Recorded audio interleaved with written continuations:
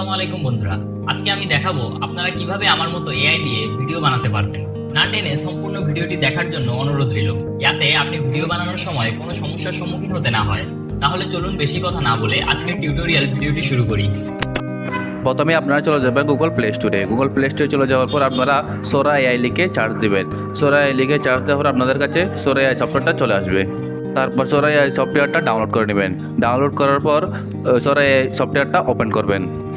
Open করার পর নিচে সাইন আপ অপশন একটা ক্লিক করব। সাইন আপ অপশনে ক্লিক করার পর আপনার মোবাইলে যতগুলো ইমেল আছে ইমেলগুলো সবগুলো এখানে ইমেল অপশনে ট্যাপ করার পর শো করবে। আমি আমার নিজের একটা ইমেল এখানে সিলেক্ট করে নিব। সিলেক্ট করার পর আমি এখানে নিচে কন্টিনিউ অপশনে ক্লিক করব।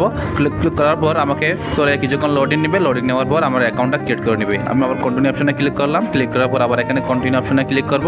কন্টিনিউ অপশনে ক্লিক করে আমি উপরে ডান পাশে স্কিপ বাটনে ক্লিক করব।